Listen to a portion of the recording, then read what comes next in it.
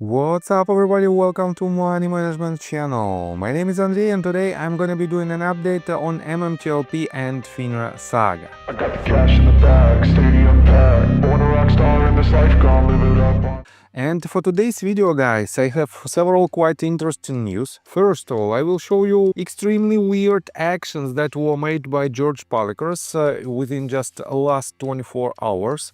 Then I will continue with an update that is related to the most recent lawsuits that were filed right before the deadline of statute of limitations. And I will show you some updates from the legal point of view on these lawsuits.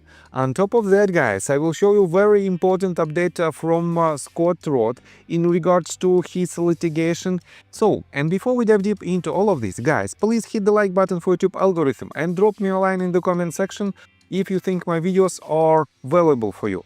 So let's start with the Twitter account of George Palikaras. Just yesterday I showed you his explanation on the actions that were made by authorities in order to make MMTLP shares tradable in 2021. But guys, for some reason, as you can see, he deleted. We are still in his Twitter account, as you can see in the URL section, but he deleted these tweets and he didn't explain why did he do it, and I have I have some doubts about his point of view at this moment.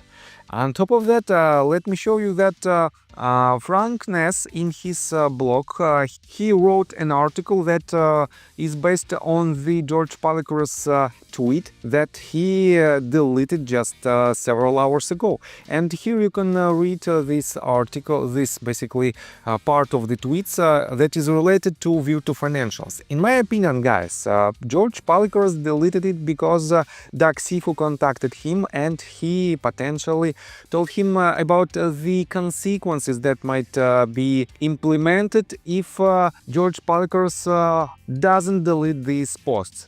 And in my opinion, it is the only reason why he deleted it.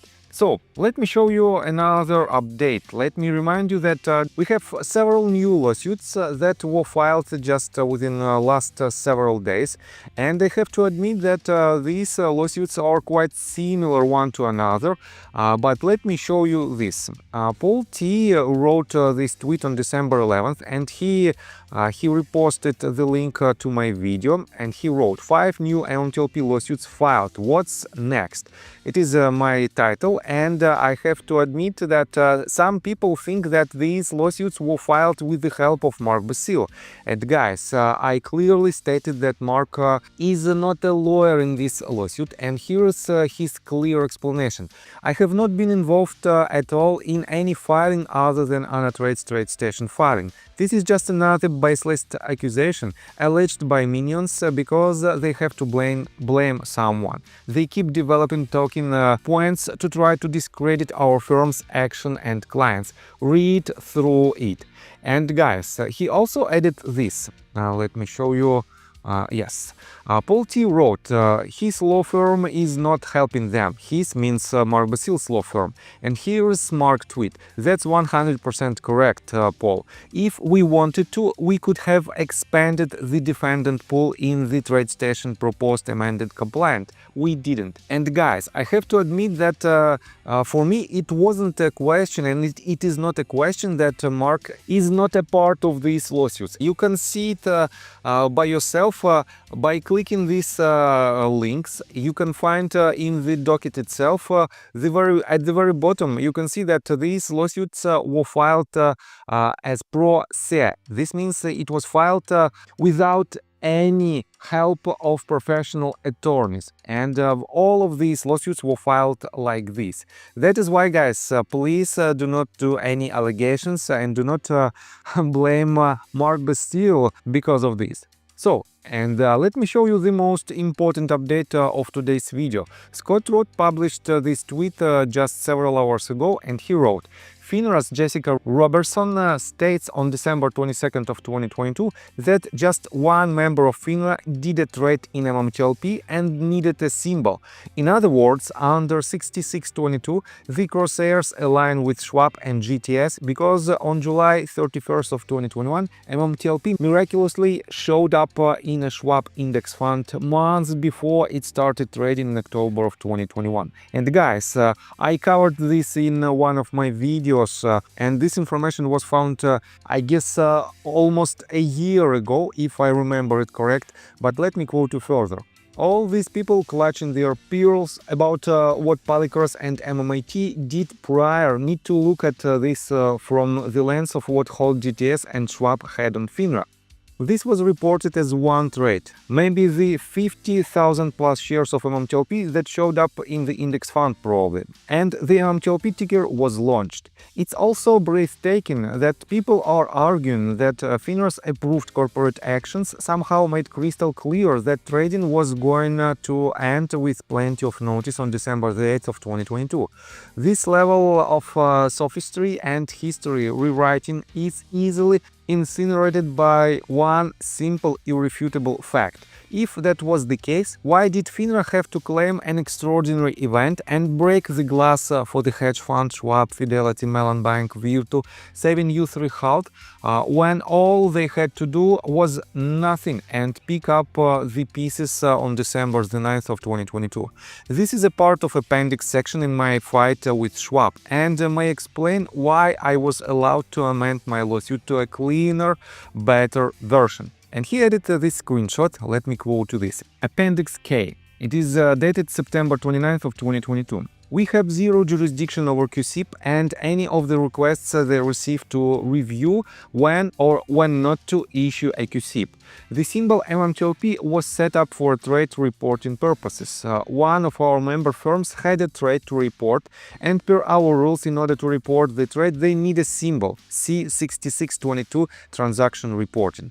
Is there some kind of restrictive legend on preferred share that should prevent them from being publicly tradable? Why not request the company reach out to QSIP to have them remove the QSIP? Have you engaged the company about this? So guys, I think someone was scared about these actions because it had to be done with an exemption, but for some reasons they didn't do it properly. On top of that, guys, Scott wrote another tweet and he wrote this: there is more illegal if, and here is the direct speech, in furtherance of trading strategy. And he added a couple of more screenshots. Here is the letter to Jessica.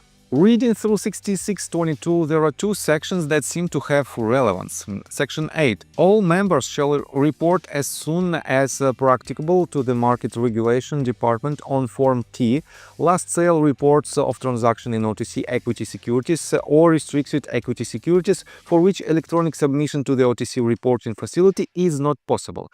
In other words, the ticker symbol for the security is no longer available or a market participant identifier is no longer active. Transactions that can be reported to the OTC reporting facility, whether on trade date or on a subsequent date on an as-of basis T+N, shall not be reported on Form T.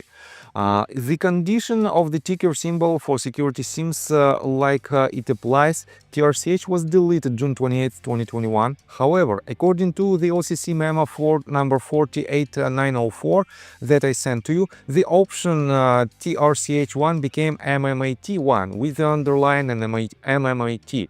If some other derivative or other vehicle was in play, there never was an underlying identifier in play in the first place. If that is true, what would be the legal status or standing of those issues? I would argue that there isn't any. As such, the creation of MMTLP was an attempt by a FINRA member to validate related, perhaps derivative shares that had no standing. For if they did, the underlying MMAT would suffice as underlying instrument. And let me quote you next. Transfers of proprietary securities position was the transfer 1 is affected in connection with the merger or direct or indirect acquisition, and 2 is not a furtherance of a trading or investment strategy. Members must provide FINRA at least 3 business days advance written notice of their intent to use this exemption, including the basis for their determination that the transfer meets the terms of the exception. And here is another update. 2 is not furtherance of a trading or investing strategy. I see this line as relevant given the outcome. Through reasoning, again, if derivative shares were valid, then MMAT would suffice as the underlying instrument.